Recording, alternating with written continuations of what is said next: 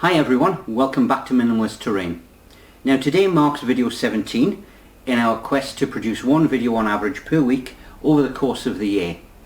Now by my reckoning that makes us bang on a third of the way through, and I will be honest, I've been really impressed with myself on how much I've managed to get through just by putting my mind to it. It has been quite a journey, and I'm very much impressed. Journey where a small amount of skill and a large amount of imagination can take you to a place where magic can happen. A journey that begins in the morning, travelling across rolling hills, birds chirruping on the wing. Oh, sorry, should have mentioned before, all of the terrain pieces that you see coming up are ones that we've crafted in previous videos, and let's face it, you will have crafted them because I've been telling you to get crafting for long enough. But if you need some catch-up time, what I will do is, down in the description, I will put the terrain piece, the timestamp in the video, and a link to the appropriate one, just so that you can pop back to it, check it out, get it made to add to your collection. Anyway, back to the story. Travelling across rolling hills, birds chirruping on the wing, the smell of wood smoke drifting across the breeze. But you notice there is no habitation for miles around. No towns, no villages, no farmsteads. Perhaps somebody set up camp for the night at those ruins yonder. You should introduce yourself. It would be churlish not to. Suddenly, from behind the crumbling ruins, 3 figures appear. Goblins! And they're loosing arrows at you. Note to DMs. Of the 3 goblins, only 2 are loosing arrows. The third is holding back, doing something out of sight behind the crumbling walls. And of course, that is the important one. If given the opportunity, he will stir some life into the coals of the dying fire and use it to light a signal arrow, which he will shoot aloft. And not long after that, in the distance, a second arrow will be seen. And of course, if that happens, your adventure will probably take a different path. However, let us assume that your party manages to get rid of the goblins in a very timely manner. After all, they are only goblins. You continue on your journey, the ground growing steadily rougher, grass becoming rocks, plains becoming mountains. There's a pass ahead, when suddenly, from on high, more goblins!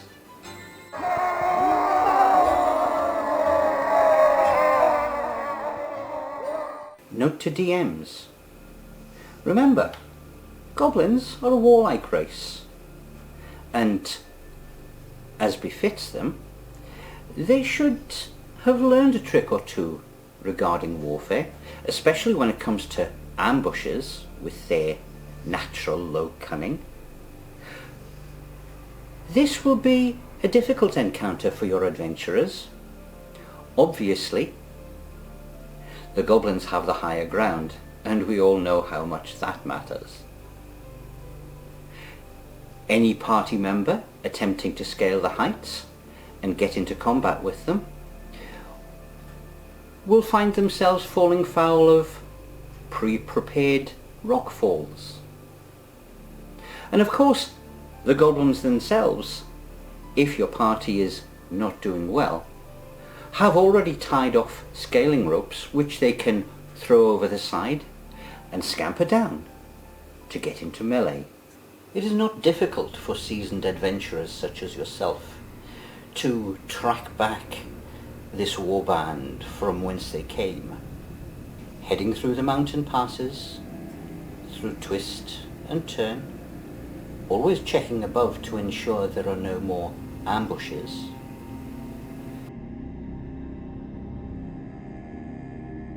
The The trail leads back to a cave. However, just before the entrance, there appears to be a cairn of some form. Standing stones. You approach. Suddenly, the rocks start moving.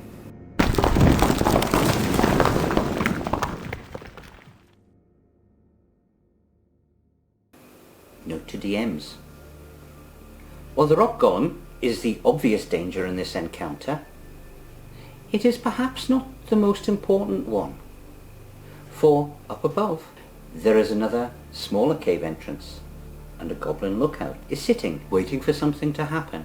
Should he spot the party and they're not able to take care of him, he will of course disappear into the tunnel and drop down the chute to alert his brethren below.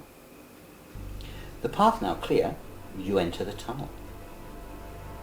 The floor is rough stone at first, but you notice it gives way to worked flagstones.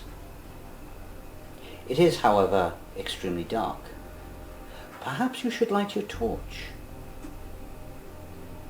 Heading down the steps, you can hear from not too far in the distance a strange chittering and scurrying. There's a passage to the right. You look inside. Ugh! Rats!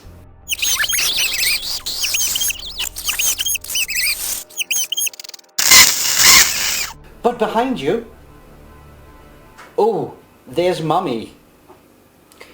Note to DMs. Just remember with this encounter that an uncautious party who doesn't set lookout stands every chance of having a flank or rear attack from that giant rat. While the floors have been flagged, the walls and ceiling have been simply hewn out. There is, however, a turn to your left in the corridor ahead. You sneak to the corner and peep round. Nothing there. There is another sharp turn to your right. You creep cautiously to this corner and turn it. The corridor ahead is empty. However, weapons being drawn and footsteps. More goblins.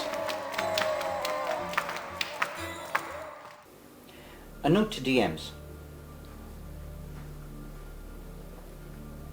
Let us pause for a moment and consider the warlike races such as goblins and orcs that would normally be there simply to be thrown at a party and die.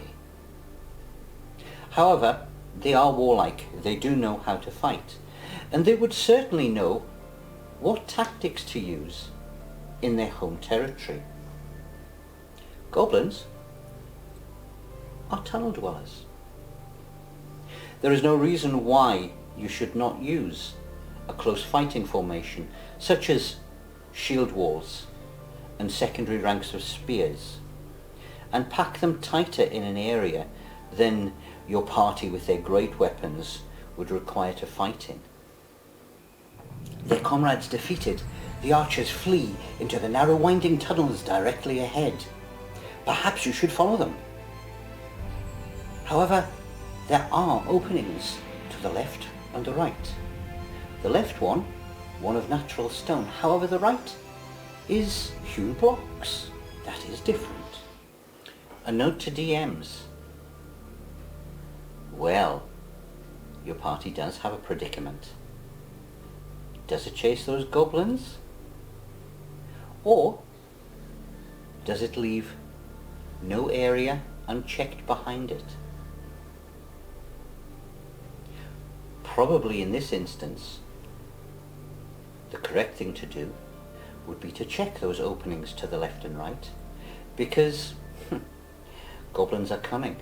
There is, of course, a second wave of goblins waiting in each room, hoping for the party to get into the close confines of those winding tunnels where, they'll be constricted, their movement impeded, their ability to use great weapons vastly reduced. Should they follow the archers, these goblins will come behind them and pen them in.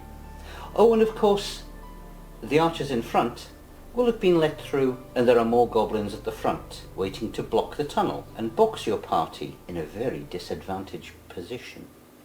Having forced an exit from the tunnels, of course, you still have those pesky archers to contend with. However, they aren't alone. There appears to be a warlord, and the cavern is poorly lit and shadowy. You cannot tell what may be lurking in those nooks and crannies. In fact, that sounds like something large approaches.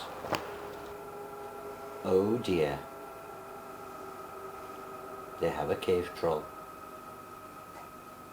Of course, that's not the only thing that you must contend with, for in the distance you can see what appears to be some form of shrine or altar with a sarcophagus in front of it. Surely it's attended by a shaman of some form, but you can't make him out. Don't you just hate it when you can't see an enemy magic user? Whatever else may be within the depths of the caverns, I shall leave to your imagination.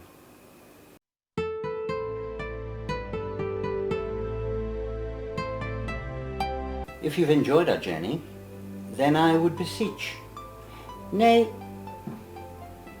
compel you to hit like and subscribe and share far and wide our tale. Merry met, merry part, merry meet again. Until next time, you know what to do.